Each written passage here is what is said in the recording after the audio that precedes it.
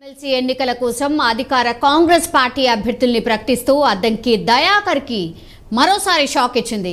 MLC నామినేషన్ల గడువుకు ఒక రోజు ముందు అద్దంకి దయాకర్ను పక్కన పెట్టేసి మహేష్ కుమార్ గౌడ్కు కాంగ్రెస్ హైకమాండ్ అవకాశం అయితే కల్పించింది. మహేష్ కుమార్ గౌడ్తో పాటు బల్మూరి వెంకట్ పేర్లను AICC general secretary KC Venugopal ప్రకటించారు.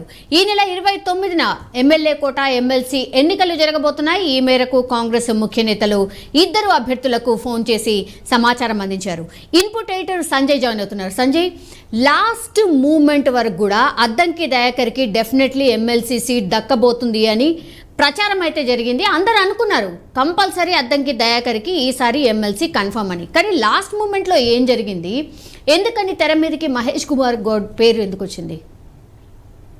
స్వామి, మొత్తం మీద ఎమ్మెల్యే కోటల్లో ఉన్నటువంటి 2 ఖాళీలు ఎమ్మెల్సీకి సంబంధించినటువంటి నోటిఫికేషన్ ఇంతకుముందుకే వచ్చిన విషయం అందరికీ తెలిసిందే.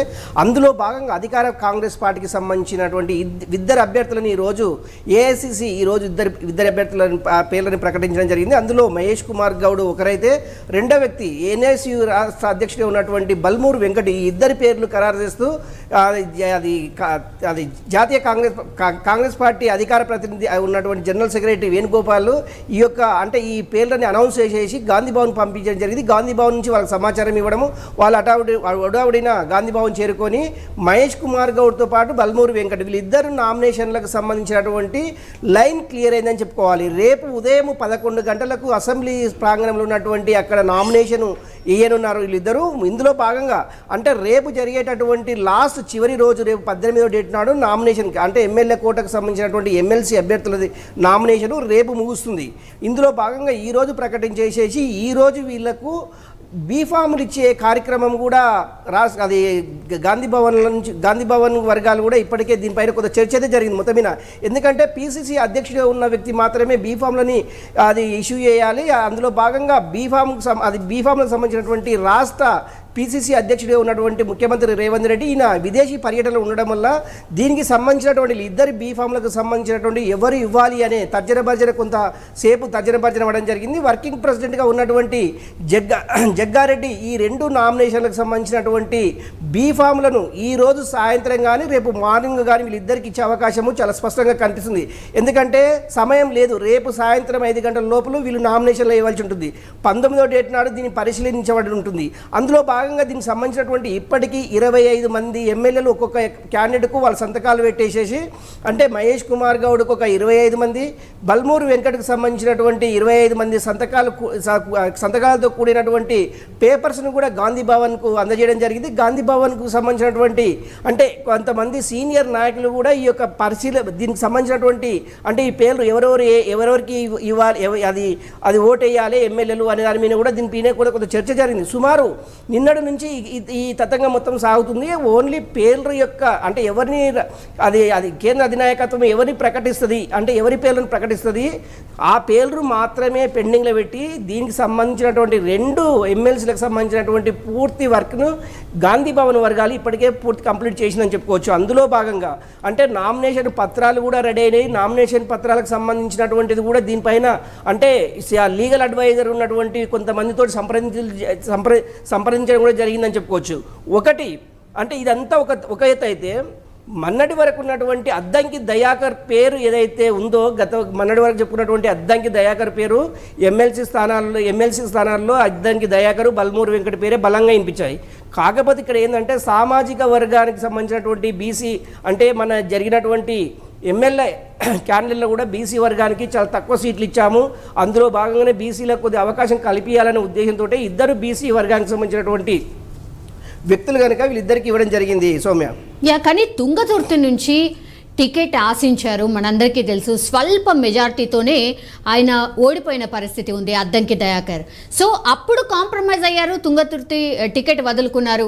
ఆయనకు అధిష్టానం ఏదో ప్రామిస్ చేసింది, మంచి పదవి ఇవ్వబోతోంది అద్దంకి దయాకర్ కని ఒక ప్రామిస్ అయితే జరిగింది. కానీ ఎమ్మెల్సీ ఎప్పుడైతే 2 సీట్లు కన్ఫామ్గా కాంగ్రెస్ పార్టీ గెలవబోతుంది అనుకున్న తర్వాత మాత్రం కన్ఫామ్గా అద్దంకి దయాకర్ పేరు ఉంటుంది, ఇంకొకరు ఎవరన్న చర్చ జరిగింది. ఇప్పుడు పూర్తిగా అద్దంకి దయాకర్ పక్కకి వెళ్ళిపోయారు. మహేష్ కుమార్ గౌడ్ అండ్ బల్మురి వెంకట్ పేర్లు వినిపిస్తున్నాయి. అండ్ కన్ఫామ్ కూడా చేసేశారు. అసలు ఏం జరిగింది ఇందులో, రాజకీయం ఏంటి సంజయ్? అంటే సౌమ్య, ఇందులో రాజకీయ ఉద్దేశం అంటూ ఏం లేదు. ఎందుకంటే ఎన్నోసార్లు రాష్ట్ర ముఖ్యమంత్రి ఉన్నటువంటి రేవంత్ దీనిపైన చాలా క్లారిటీ ఇచ్చారు. ఎందుకంటే అద్దంకి దయాకర్ కూడా తన సీటుని త్యాగం చేశారు, అదేవిధంగా బల్మూరు వెంకట్ కూడా తన సీటుని త్యాగం చేశారు. ఇలాంటి వ్యక్తులకు కాంగ్రెస్ పార్టీ ఎప్పుడు అండదండలు ఉంటాయి, కాంగ్రెస్ పార్టీ ఎప్పుడు వాళ్ళని ఆదుకుంటుందనే ఉద్దేశంతో రేవంత్ రెడ్డి పదే పదే చెప్పడం జరిగింది. అందులో భాగంగా అద్దంకి దయాకర్ కూడా అంటే ప్రభుత్వం నామినేటెడ్ పోస్ట్ కావచ్చు, లేకుంటే ఇప్పుడు కూడా గవర్నర్ కోటలో కూడా ఇంకా 2 ఎమ్మెల్సీ స్థానాలు కల్పించే అవకాశం ఉంది. ఎందుకంటే అప్పుడు కూడా ఇచ్చే అవకాశం లేకపోలేదు. ఎందుకంటే ఇప్పుడు అంటే ఒకటి గవర్నర్ కోటలో ఇవ్వాలి అంటే కొంత వాళ్ళకు ఉన్నటువంటి రకరకాల, అంటే గతంలో కూడా కేసీఆర్ కూడా గవర్నర్ కోటకు సంబంధించినటువంటి అభ్యర్థులను కూడా రిజెక్ట్ చేయాలి. అంటే గవర్నర్ కోటలో ఎలాంటి అభ్యర్థులని గవర్నర్ సెలెక్ట్ చేస్తారనే దాని కూడా కొంత డిస్కషన్ అయితే జరిగింది. అందులో భాగంగా గవర్నర్ కోటలో పంపించేటటువంటి అభ్యర్థులు ఎవరైతే ఉంటారో వాళ్ళు సామాజిక వర్గానికి సంబంధించినటువంటి సామాజిక వర్గంలో వాళ్ళు చేస్తున్నటువంటి సహాయక చర్యలు కావచ్చు, లేకుంటే ప్రజాసేవకుల్లో అంకితమై ఉన్న వాళ్ళకు మాత్రమే గవర్నర్ కోటాల్లో ఎమ్మెల్సీ అభ్యర్థులను ప్రకటించే అవకాశం ఉంది కనుక అందులో భాగంగా నిజంగా అద్దంకి దయాకర్కి అలాంటి అవకాశం వస్తుందంటే గవర్నర్ తీసుకునేటటువంటి నిర్ణయం పైన ఆధారపడి ఉంటుంది. అదేవిధంగా కోదండరాం పేరు కూడా గవర్నర్ కోటాలో వినిపిస్తుంది. నిజంగా రేపు జరిగేటటువంటి గవర్నర్ కోట ఎమ్మెల్సీ ఎన్నికలకు సంబంధించినటువంటి వీళ్ళిద్దరి పేర్లు ఏమైనా ప్రతిపాదించే అవకాశం ఉంది అంటే రేవంత్ రెడ్డి తీసుకునేటటువంటి డిసిషన్ పైన, అంటే ముఖ్యమంత్రి రేవంత్ రెడ్డి తీసుకునేటువంటి డిసిషన్ పైన ఆధారపడి ఉంటుంది. వీళ్ళు పంపించేటటువంటి లిస్ట్ అయితే ఉందో ఏఐసిసికి ఆ లిస్టు ఆధారంగానే ఉంటుంది.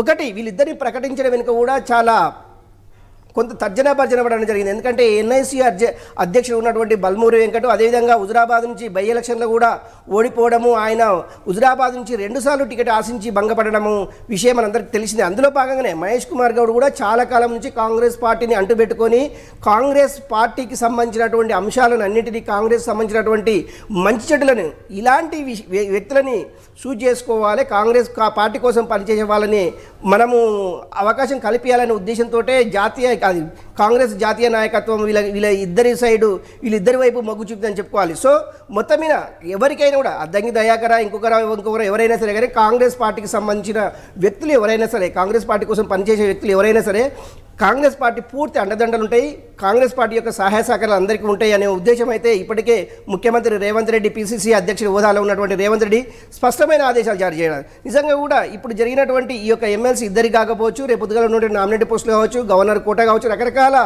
అధికారంలో ఉన్న పార్టీ కనుక రకరకాల అవకాశాలు అందిపుచ్చుకోవచ్చు.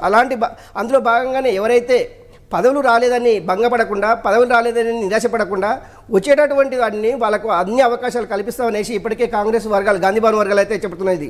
సౌమ్య, ఆల్రెడీ సంజయ్, మొత్తం మీద అది తెలంగాణలో ఎమ్మెల్యే కోట, ఎమ్మెల్సీ ఎన్నికల కోసం అయితే అధికార కాంగ్రెస్ పార్టీ అభ్యర్థులను అయితే ప్రకటిస్తూ అద్దంకి దయాకర్కు మరోసారి